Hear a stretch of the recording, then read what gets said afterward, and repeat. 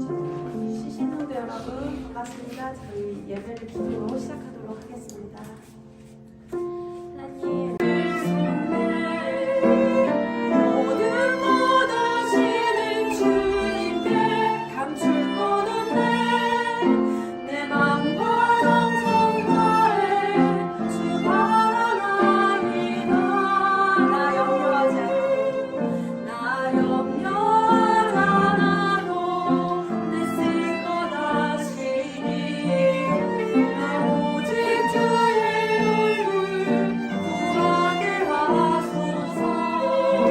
나 이해할 수 없을 때라도 감사하며 날마다 순종하며 주 나를 우리가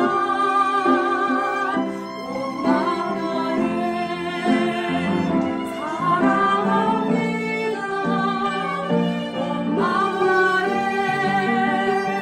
주 알기 원하는 내 모든 삶 당신 것이니 주만 섬기리. 온 마음 다해 다시 한번 온 마음 다해 온 마음 다해 사랑합니다. 온 마음 다해 주 알기 원하는 내 모든 삶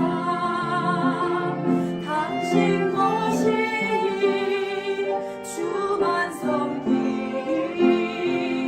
온 마음 다해. 아멘. 약할 때 강함 되시네 찬양 드리도록 하겠습니다. 예수 어린 양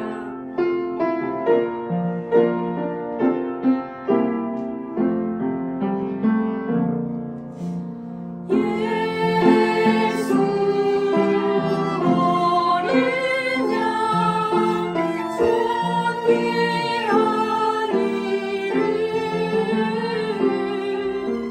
예수 어린 양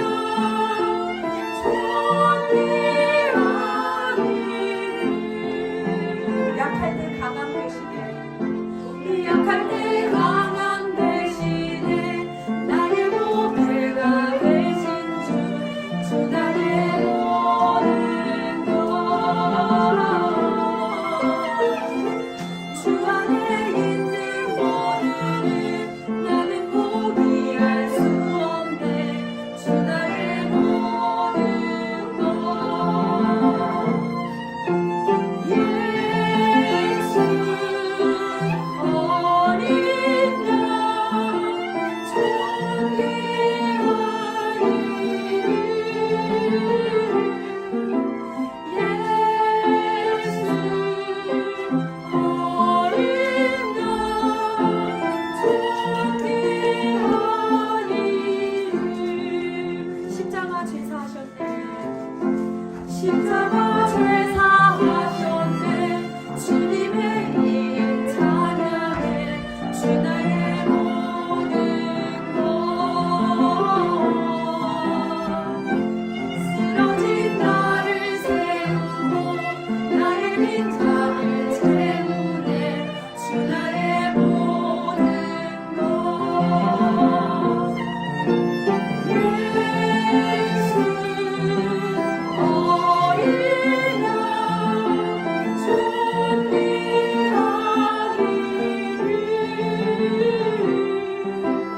예수 어린 양 존귀하니를.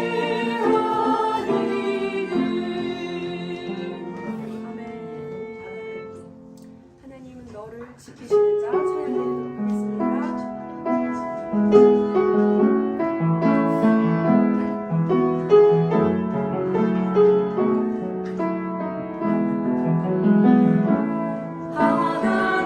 하나님은 너를 지키시는 자 너의 우편에 그늘 대시니 낮에 해와 밤에 달고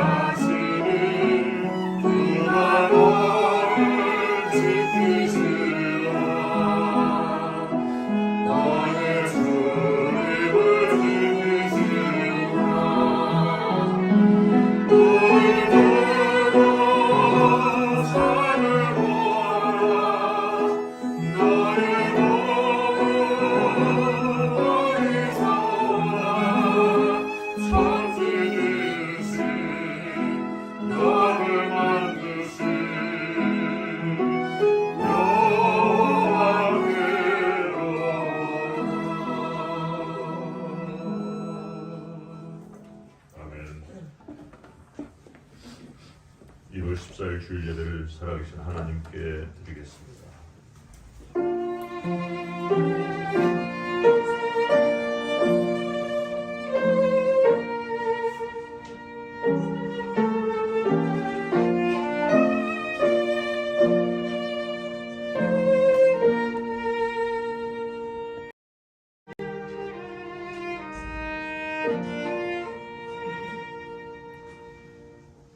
여호와여, 내가 만민 중에서 주께 감사하고 온 나라 중에서 주를 찬양하오리니 주의 인자하심이 하늘보다 높으시며 주의 진실은 홍창에까지 이르나이다. 하나님이여, 주는 하늘 위에 높이 들리시며 주의 영광이 온 땅에서 높임 받으시기를 원하나이다. 하나님은 영이시니 예배하는 자가 영과 진리로 예배할지니라.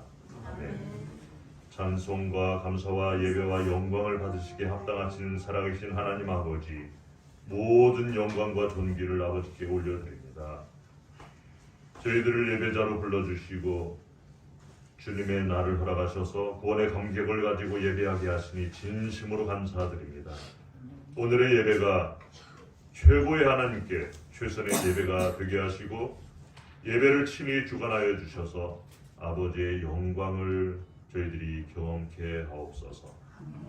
내가 어디로 가든지 내가 함께 하리라는 주님의 약속을 붙들고 강하고 담대하게 새해를 주님의 이름을 위하여 살 수 있도록 저희들을 붙들어 주시고 성령의 능력으로 충만하게 하옵소서.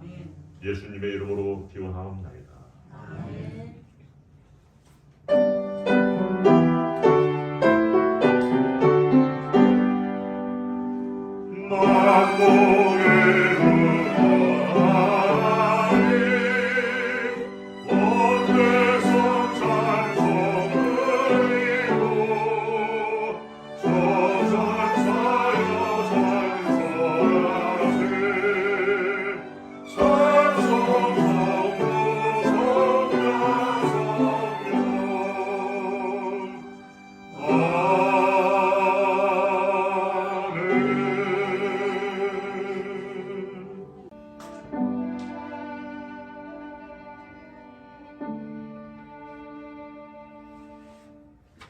오늘 우리에게 주시는 하나님 말씀은 여호수아 1장 1절에서 9절 말씀입니다. 1절부터 저와 여러분 한 절씩 교독하겠습니다. 여호와의 종 모세가 죽은 후에 여호와께서 모세의 수종자 눈의 아들 여호수아에게 말씀하여 이르시되 내 모세가 죽었으니 이제 너는 이 모든 백성과 일어나 이 나라를 건너 내가 그를 곧 이스라엘 자손에게 주는 그 땅으로 가라. 내가 모세에게 말한 바와 같이 너희 발바닥으로 밟는 곳은 모두 내가 너희에게 주었노니 곧 광야와 네 열매에서 큰 땅 곧 유월의 강까지 해초 쪽에 온 나라와 또 해지는 쪽 대까지 너희의 영토가 되리라. 내 평생에 너를 능히 대적할 자가 없으리니 내가 모세와 함께 있었던 것 같이 너와 함께 있을 것임이니라. 내가 너를 떠나지 아니하며 버리지 아니하리니 강하고 담대하라. 너는 내가 그들의 조상에게 맹세하여 그들에게 주리라 하면 이 백성에게 차지하게 하리라. 오직 강하고 극히 담대하여 나의 종 모세가 내게 명령한 그 율법을 다 지켜 행하고 오르나 좌르나 치우치지 말라.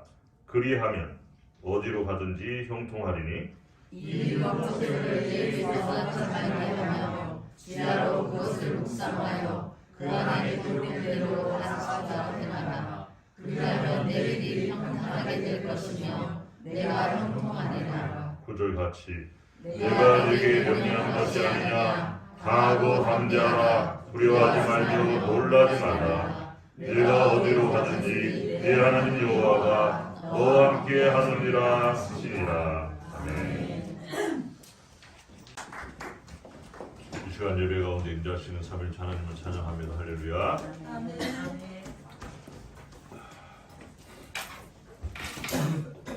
며칠 전에 그 세계적인 그 기독교 미래학자인 두류 신학교 석좌 교수 레너드 스윗 박사가 인터뷰 중에 이런 귀한 말을 했습니다. 오늘 교회가 심각한 질병에 걸려 있다.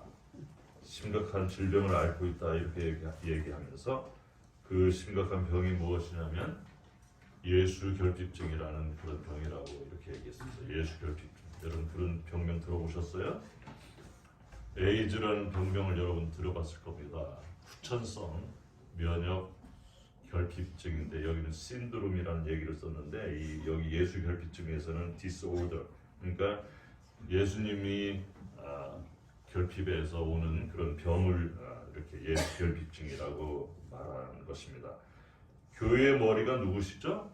예수님이신데 참 아이러니하게도 교회에 예수님이 없는 교회가 너무 많다고 이렇게 얘기를 한 것입니다.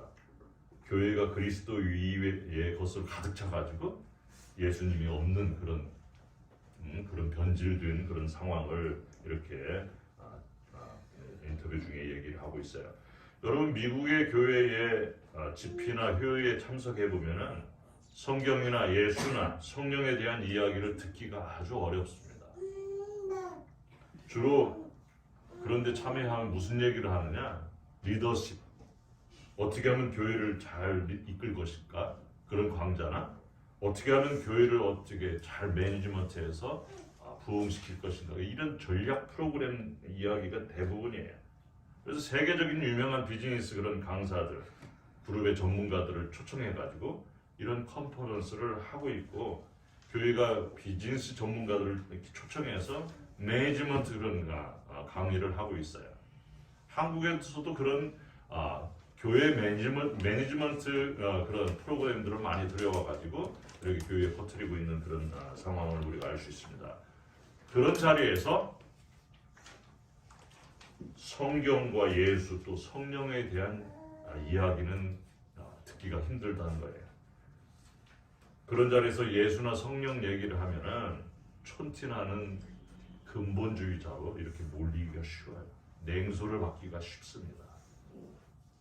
여러분 참 기이한 현상이죠. 교회 그런 목사들 그런 모인 자리에서 그런 성령 얘기나 이런 성경 얘기나 예수님 얘기를 하면은 촌티나는 근본주의자로 냉소를 받게 비웃음을 받는 그런 이상한 상황이 되어버렸어요. 한국 교회는 어떻습니까? 본질을 벗어나가지고 쇠퇴의 길로 빠지고 있는 미국 교회를 따라가느라고 정신이 없는 그런 상황이라고 얘기할 수 있어요. 뭐 연예인들이나 코미디언들 초청해가지고 그냥 이벤트성 그런 행사를 하느라고 피 같은 헌금을 그들에게 막 주고 있어요. 엄청난 큰 돈을 줍니다. 뭐 클래식 음악가들 초청하면 뭐 조금 주지만 연예인들이나 이런 코미디언들 초청하면 몇 천만 원씩 이렇게 주고 있는 상황이에요. 참 가슴이 아프더라고요. 여러분 교회의 성장이라면 사람들을 모을 수만 있다면 수단과 방법을 가리지 않는 그런 얄팍한 상술이 거기에서도 보이고 있는 것입니다. 종교개혁가 마틴 루터가 이런 말을 했습니다. 하나님은 교회를 만드셨고 악마는 체프를 만들었다. 뭐 교회와 체풀이 뭐가 다르냐? 같은 말일 수도 있는데 체풀은 뭐냐면 예배 당을 얘기하는 거예요. 참으로 의미 있는 말이라고 할 수 있습니다. 우리 교회가 예배당인지 아니면 정말 하나님께서 만드신 교회인지 우리가 고민해야 될 그런 대목인 것입니다. 유럽에 가면 뭐 엄청난 예배당들이 많죠. 지금 텅텅 비어 있지만 엄청난 성당들 뭐 말도 할 수 없는 큰 천문학적인 돈이 들어간 그런 성당들이 많아요. 악마가 그런 체프를 만들었다. 마틴 루터는 한마디로 얘기하는 거예요. 예년과 마찬가지로 긍정의 힘을 쓴 그 책이 있죠. 조엘 오스틴 레이크 처치의 조엘 오스틴 목사가 저에게 또 이메일을 보냈더라고요. 보니까 첫 번째가 뭐냐면 그 새 결심에 대한 것인데 너희들이 교회에 심겨지면은 주님의 집에 심겨지면 번성할 것이다. 물가에 심어진 나무처럼 막 무성하게 자랄 것이다. 한마디로 복을 받을 것이다. 너무나 좋은 말이죠. 그럼 주님의 집에 심겨진 자들은 이런 복이 있습니다. 여기 보니까 당신이 상상도 못했던 만사 형통을 누리시기를 기도합니다. 하나님은 당신의 희생을 반드시 갚아주실 것입니다. 그러면서 두 번째 이메일은 헌금하라는 그런 얘기예요. 미국에서 여기까지 그런 이메일을 보냈어요. 자기 교회 구자로 헌금하라고. 그렇게 되면 accelerated blessings, favor, goodness and mercy. 그러니까 뭐냐면 복이 오는데 그냥 천천히 오는 것이다. 엑셀을 밟듯이 막 급하게 복이 임할 것이다. 이런 그 좋은 것을 이렇게 내용을 편지를 보냈더라고요. 복도 그냥 천천히 오는 것이 아니고 아주 빠르게 받는 복을 이야기를 하고 있습니다. 여러분, 이렇게 언뜻 보면 성경 말씀대로 심은 대로 우리가 거두고 복에 대해서 말하는 것 같지만 그 이메일을 잘 뜯어보면은 모든 초점의 복과 성공이 정말 그런 어떤 뭐라고 할까 너무나 헌금을 끌어내기 위한 그런 얘기라고 할 수 있어요. 그래서 그 교회가 복음적이지 않고 번영신학의 원산지라고 비판을 듣고 있는 것 같습니다. 복을 빌미로 이렇게 헌금을 모으는 것을 우리가 금방 깨달을 수 있는 그런 내용이에요. 복과 번영에 대한 메시지는 여러분 모든 사람이 좋아합니다. 응? 너 이렇게 하면 복 받을 거야. 귀가 솔깃하죠? 듣고 싶어 하는 것이기 때문에 사람들의 그런 심리를 그걸로 이렇게 많이 이렇게 움직여가지고 많은 사람들이 그 자리에 나오고 있고 또 긍정의 힘이라는 것이 얼마나 또 굉장히 그런 효과적이냐? 잘 될 거야. 응? 긍정적이야. 모든 게 긍정적이에요. 부정적인 생각을 다 몰아내고 이렇게 되니까 사람들이 많이 모여서 아주 초대형 교회가 된 것입니다. 교회가 예수님 대신 성공과 복과 이런 번영을 이렇게 예배하기 시작한다는 거예요. 이게 예수님이 아니라 복과 번영과 그냥 성공을 이렇게 추구하는 그런 이상한 현상이 일어나 버린 것입니다. 그것이 바로 영적 간음이요 우상숭배라고 할 수 있습니다. 이렇게 우리 세대가 겪고 있는 저주는 바로 예수가 없어진 교회, 예수 결핍 그런 병이라는 장애라는 그런 놀라운 일을 우리가 겪고 있는 것입니다. 그러면 예수 결핍증의 치유책은 무엇인가 우리가 좀 생각해 보면은 오로지 한 가지 하나님의 말씀 본질로 돌아가는 것입니다. 종교 개혁자들이 울부짖었던 그런 내용이죠. 본질로 돌아가는 거예요. 교회는 무엇이고 도대체 우리가 믿는 예수님은 누구시고 예수 믿는 우리는 어떻게 해야 되는가? 이것이 바로 우리가 초점을 맞춰야 되는 것입니다. 바로 로고스 되시는 예수께로 돌아가는 것입니다. 사랑하는 우리 CCM교회 성도 여러분들은 말씀을 붙들기 바랍니다. 아멘. 그리고 강하고 담대하여서 말씀을 지켜서 승리하시기를 간절히 축원하는 거예요. 아멘. 오늘은 형통의 복을 받으려면 이라는 제목으로 말씀의 은혜를 나누겠습니다. 또 복을 얘기를 하는데 형통의 복을 받으려면 하나님께서 주시는 형통의 복을 받으려면 어떻게 할 것인가를 우리가 좀 고민해보는 시간이 되었으면 좋겠습니다. 오늘 우리가 읽은 여호수아서는 토라라고 하는 모세 오경 다음에 나와요. 그러니까 창세기, 출애굽기, 레위기, 민수기, 신명기 이게 모세 오경이고 율법서죠. 토라라고 하는데 그거 이어서 바로 6번째로 나오는 그런 성경입니다. 모세 오경의 저자와 여호수아서 오늘 우리가 읽은 여호수아서 저자가 같다는 것을 우리는 신명기 마지막 장을 읽어보면은 같은 사람이 썼다는 것을 쉽게 알 수 있어요. 신명기 마지막 부분이 뭐냐면 모세의 죽음에 대해서 쓰면서 모세가 여호수아에게 안수하고 바로 또 여호수아에서 가면은 모세가 죽은 것을 이야기를 하면서 같은 사람이 쓴 그런 내용입니다. 그래서 어느 학자는 여호수아서를 5경에 더불어서 6경으로 해서 모세 6경서를 주장하는 사람들도 있어요. 모세는 모압 땅에서 자기 민족을 축복하고 120세에 이렇게 죽었는데 그의 기력과 이 시력이 쇠하지 않았다고 성경은 강조하고 있어요. 그러니까 모세가 120살이 되었는데도 눈도 멀쩡하고 기력도 막 청년같이 이렇게 강하였는데 모세가 120세에 아무튼 죽게 됩니다. 지난주에 우리가 나눴던 것처럼 100세에 죽은 것은 젊어서 죽었다 하는 말이 바로 이 이야기에 적용이 되는 것 같습니다.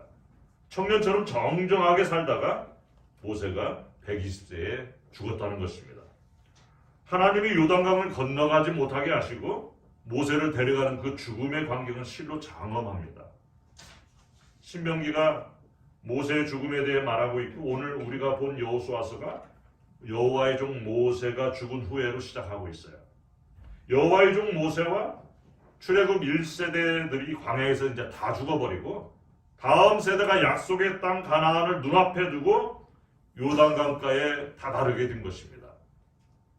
하나님께서 요단강을 건너라고 명령하셨어요.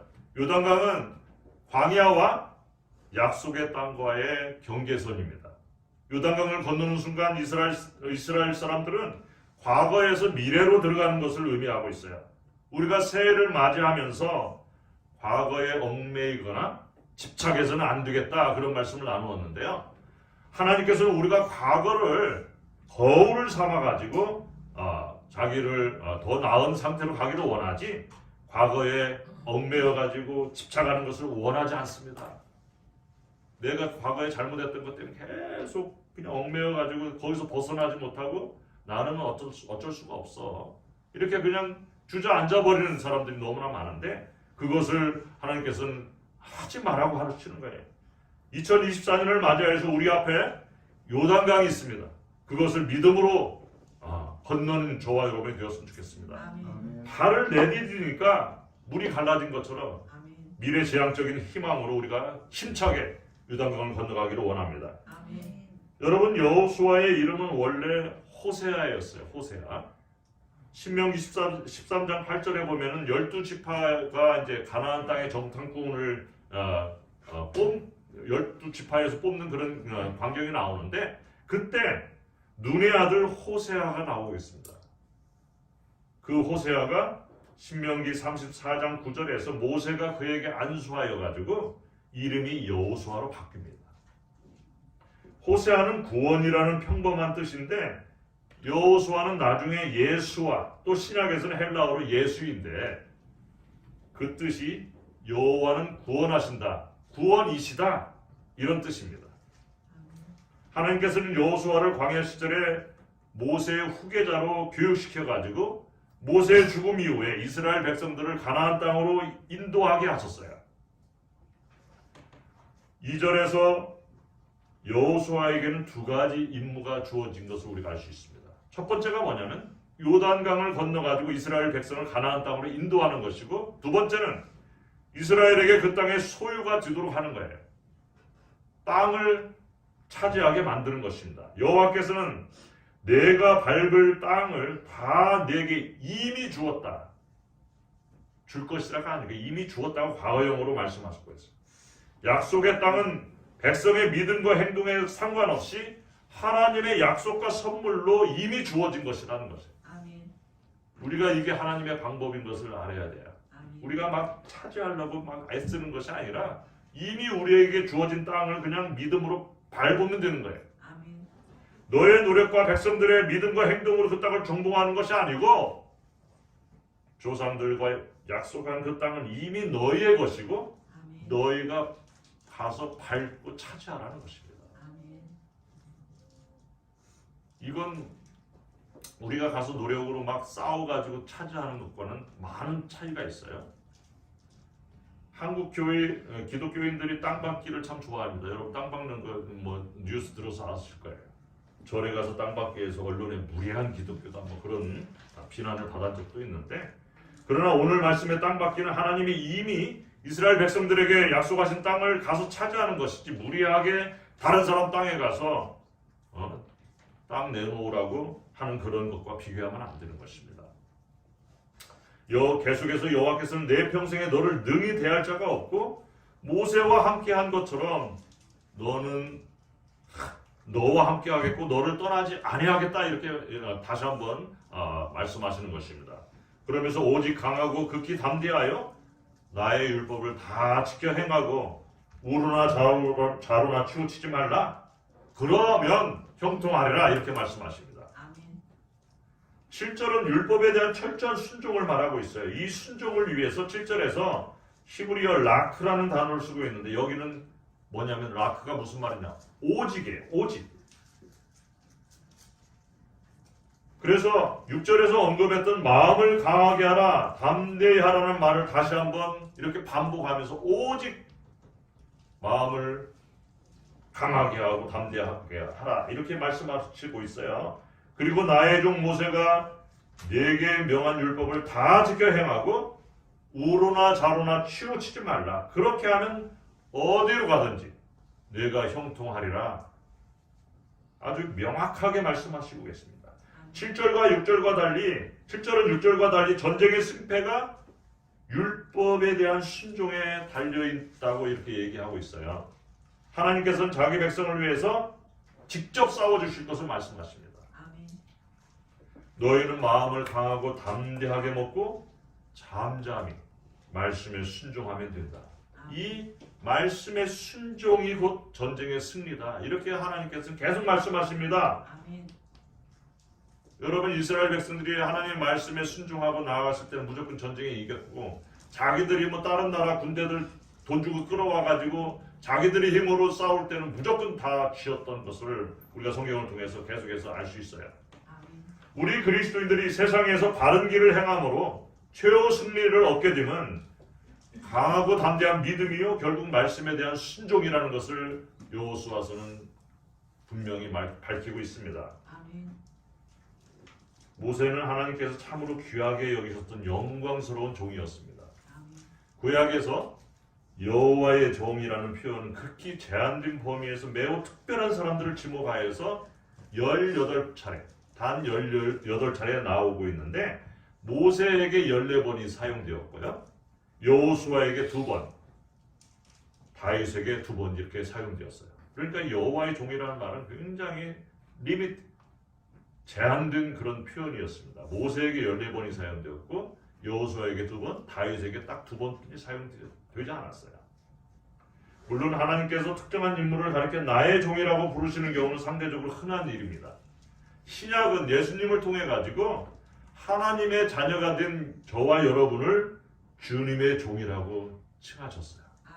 그러니까 모세나 여호수아나 다윗에게만 사용했던 여호와의 종이라고 저와 여러분을 칭하였던 것입니다. 굉장한 그런 영광스러운 그런 호칭이에요. 비록 우리에게 많은 흠이 있는데도 말입니다. 그러나 말씀 가운데 하나님의 우리와 함께 하실 때 우리의 연약함이 그분의 능력으로 강하여지고 채워진다는 거예요. 하나님께서는 그것을 원하시죠. 우리가 강하여서 하나님의 도움이 별로 필요 없는 그런 상태를 원하시는 게 아니라는 것을 우리가 분명히 알아야 돼요. 약한 때 우리가 강함을 경험하게 된다는 거. 그래서 우리는 약해져야 돼요. 강해지려고 하지 말고 약해지려고 하면 그 자리에 하나님의 은혜가 임해지고 하나님의 강함이 드러난다는 것. 이게 하나님의 원리예요. 근데 우리는 자꾸 우리가 강해지려고 하고 우리가 뭔가 하려고 하고 우리가 그냥 높은 자리에 올라가려고 하고 우리의 힘으로 뭔가를 하려고 하는 이런 교만을 하나님께서는 물리치신다는 겁니다. 참으로 하나님은 이렇게 우리를 사랑하시고 우리를 감격해 하시는 이 놀라운 약속을 주시고 있는데 우리는 자꾸 그 말을 듣지 않고 다른 데 자꾸 신경을 쓰는 우리의 모습을 볼 수 있어요. 모세의 뒤를 이어서 이스라엘 지도자가 된 여호수아는 지난 40여 년 동안 이 순간을 위해서 훈련을 받았습니다. 40년 동안 훈련을 받았어요. 그러나 자신이 과연 모세처럼 효과적으로 유능한 지휘자가 될 수 있을까? 백성을 인도할 수 있을까? 이 확신이 서지 않는 것입니다. 왜 그럴까? 여러분 상상이 가죠? 광야에서 이스라엘 백성들이 얼마나 모세의 속을 썩였습니까? 그렇게 말 안 듣는 백성들 다 똑똑해요. 그 사람들을 자기가 인도할 자신이 없었던 거예요. 40년이나 그걸 경험을 했으니까 참 이해가 가는 그런 여호수아의 마음입니다. 그때 하나님의 말씀이 여호수아의 불안감을 한순간에 씻어내리게 합니다. 내가 모세와 함께 있었던 것 같이 너와 함께 있을 것이다. 하나님께서는 여호수아와 함께 하실 것을 3차례나 강조하며 여호수아서를 시작하고 있는 거예요. 내가 너와 함께하며 너를 떠나지 아니하며 버리지 아니하겠다. 아멘. 하나님께서 여호수아를 전쟁터에 투입하기 전에 이처럼 함께 하실 것을 약속하시는 모습은 예수님이 승천하시기 전에 제자들에게 너희는 땅끝까지 이르러서 내 복음을 전하라고 하실 때 그 장면하고 똑같습니다. 그러니까 내가 너와 너희와 영원히 함께하리라. 아멘. 하나님께서 나에게 모든 권세를 주셨는데 그 권세를 가지고 내가 너희들과 함께 하고 너희들을 도와주겠다. 이 약속, 그 약속하고 똑같은 내용이에요. 마태복음 28장 18절에서 20절을 제가 한번 읽어드리겠습니다. 하늘과 땅의 모든 권세를 내게 주셨으니 그러므로 너희는 가서 모든 민족을 제자로 삼아서 아버지와 아들과 성령의 이름으로 세례를 베풀고 내가 너희에게 분부한 모든 것을 가르쳐 지키게 하라. 볼지어다 내가 세상 끝날까지 너희와 항상 함께 있으리라 하시니라. 아멘. 항상 함께 있으리라. 아멘. 제가 신학교 졸업반일 때 마음이 상당히 초조한 적이 있습니다. 하나님이 과연 나와 함께 하시고 내가 가는 길을 인도하실 것인가? 그런 의문이 갑자기 생기기 시작했어요. 하나님이 인정하시고 함께 하신다는 확신이 없을 때 우리는 정말 눈앞이 깜깜할 때가 많습니다. 하나님이 나와 함께 하시지 않는다고 느껴질 때, 하나님이 침묵하실 때 정말 그때처럼 괴로울 때가 없는 거예요. 두려움이 막 밀려오기 시작합니다. 그래서 잠을 이룰 수가 없어요. 여러분 CCM교회를 시작하며 오늘까지 오면서도 마찬가지입니다. 과연 하나님이 우리 교회와 함께 하시고 우리 교회를 인정하시고 어떤 상황에서도 형통의 길로 인도하실 것이나 그런 확신이 안 들고 믿음이 없을 때는 정말 기도할 수밖에 없어요. 사랑하는 성도 여러분, 교회를 위해서, 목사를 위해서, 또 지체들을 위해서 여러분 기도해 주시기 바랍니다. 오늘 저녁부터 중보기도부 주간으로 특별 작정 저녁 기도회를 시작합니다. 우리가 기도로 새해를 시작하는 거 정말 중요한, 기도는 특별한 것입니다. 참으로 우리 생활에서 정말 제일 중요한 것이라고 강조할 수 있어요. 아멘. 무슨 문제가 있을 때 우리는 사람 찾아다니지 말고 걱정하지 말고 주님 앞에 기도하는 사람들 되기 바라요. 아멘. 제가 지난번에도 말씀드렸지만 기도하는 바보가 되라. 이런 책, 박영영 박사 쓰신 분인데 박윤선 박사 쓴 책인데 참으로 공감되는 말입니다. 기도하는 바보. 사람들이 보면 바보 같죠? 맨날 기도한다고 앉아있고 일을 해결하러 다니지 않고 기도하고 앉아있는 것이 바보처럼 보이지만 하나님께서는 기도하는 바보를 통해서 역사하시고 기도하는 바보를 통해서 기적을 경험케 하신다는 거예요. 아멘. 무슨 일 만나면 막 여기저기 전화하고 사람들한테 막 호들갑 떨고 뭐 도와달라고 하고 이러지 마세요. 기도하는 여러분들 주시기 바랍니다. 아멘. 하나님께서 우리가 기도 마치기도 전에, 말을 마치기도 전에 응답하신다고 분명히 약속하셨어요. 약속하셨어요. 하나님 거짓말을 못하십니다. 하나님께서는 여호수아에게 미래에 대한 불안함과 두려움을 이겨내는 용기와 말씀대로 살겠다는 결단을 요구하시는 것처럼 우리에게도 그리스도 중심으로 말씀에 순종할 것을 요구하십니다. 여호수아는 무엇을 그리고 어떤 일을 하는 것에 있어서 강하고 담대해야 되는가? 우리가 착각하기 쉬운데 강하고 담대한 것은 내가 강하고 담대해서 적을 물리치는 것이 아니라 말씀을 율법대로 살기 위해서 강하고 담대하라는 거예요. 아멘. 말씀에 순종하기 위해서 강하고 담대하라는 것이지 내가 강하고 담대해서 어떤 일을 이룬다는 것이 아니에요. 순종을 위한 강하고 담대합니다. 왜 그러냐면 유혹과 우리를 넘어지게 하는 모든 시련들이 있을 때 말씀에 온전히 순종하기 위한, 율법에 순종하기 위해서 강하고 담대해야 된다는, 그것이 거기에 용기가 필요하다는 거예요. 결단이 필요하다는 것입니다. 여호수아가 백성을 인도하고 가나안 땅 정복하는 일에 있어서 용감하라는 뜻이 아니에요. 전쟁이 임하면서 강하고 담대해야 한다고 하는 것이 아니라 율법을 지키는 일에 있어서 강하고 담대하라고 분명히 이야기하고 있는 것입니다. 아멘. 하나님께서 새 지도자 여호수아에게 요구하시는 것은 전쟁에 필요한 용맹이 아니라 열정적으로 열정적으로 율법을 지키겠다는 그 의지와 각오라는 것입니다. 여러분 이런 시각을 좀 우리가 좀 바꿔야 될 필요 있어요. 내가 뭐 열심히 봉사하고 열심히 헌신하고 열심히 뭐 노력해서 뭘 이루겠다는 것이 아니라 열심히 하나님 말씀을 그대로 순종하겠다. 아멘. 이게 강하고 담대한 믿음이라는 것이에요. 아멘. 전쟁의 승리는 다시 말씀드리지만 이스라엘의 군사력과 여호수아의 훌륭한 전술에 달려있는 것이 전혀 아니라는 거예요. 그들은 하나님의 말씀에 얼마나 순종하느냐에 승패가 달려있다는 거 분명히 성경은 말씀하십니다. 아멘.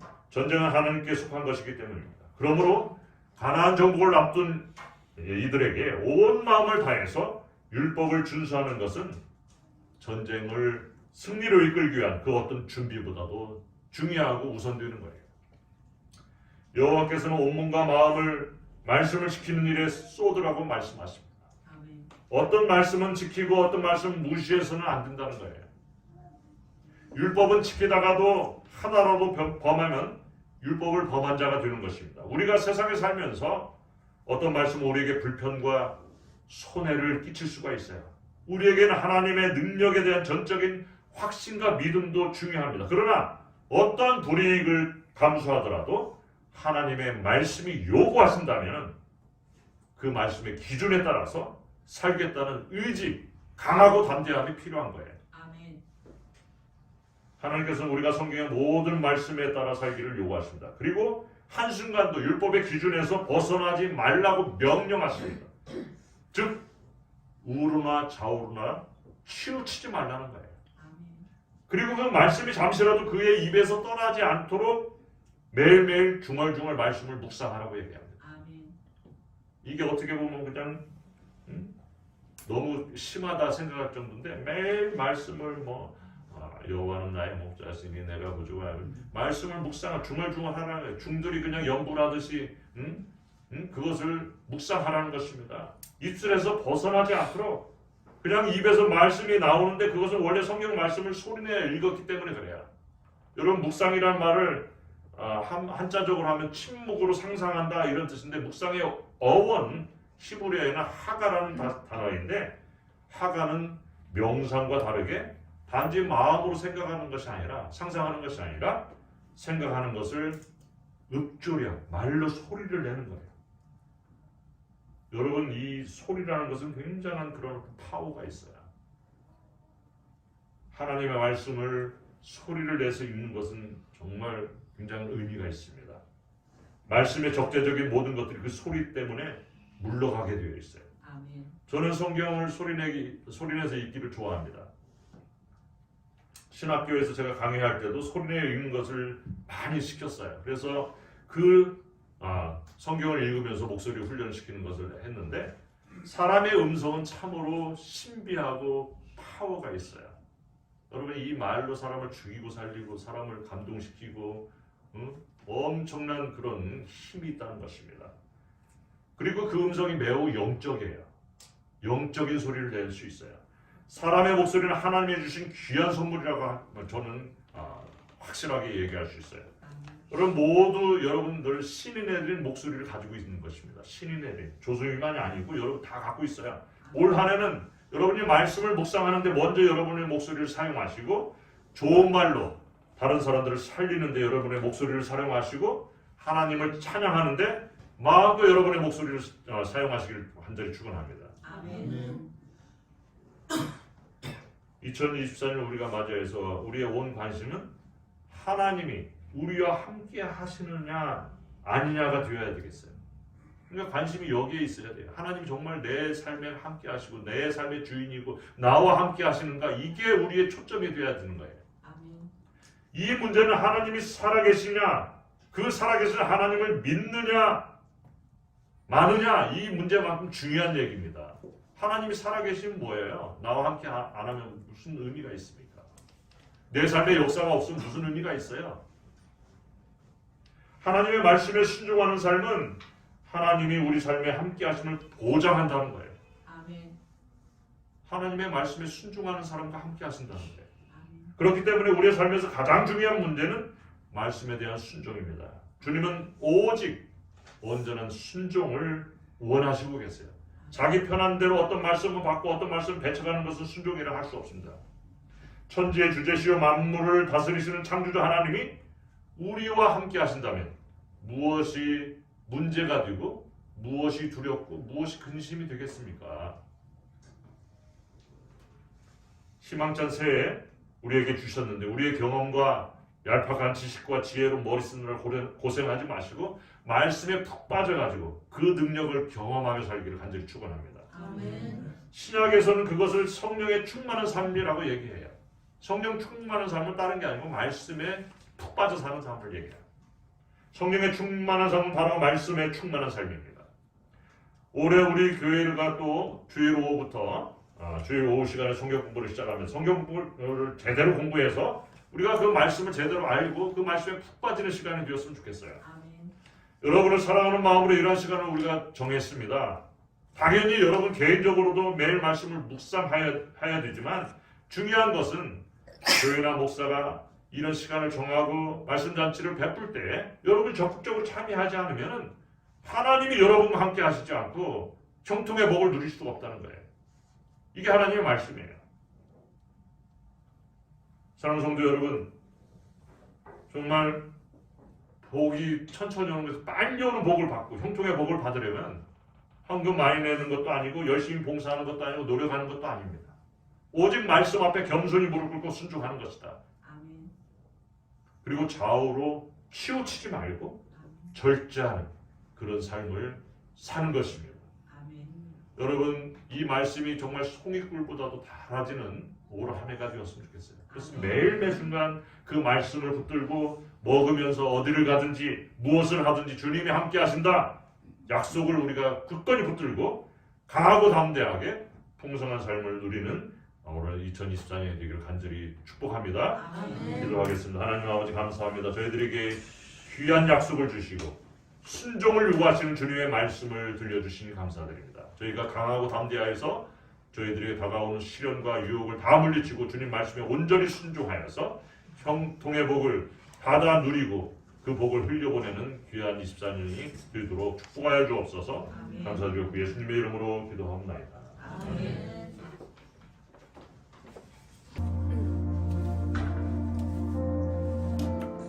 삶의 작은 일에도 그 맘을 알기 원하는 그 길, 그 좁은 길로 가기 원해. 나의 작음을 알고 그분의 크심을 알며 소망 그 깊은 길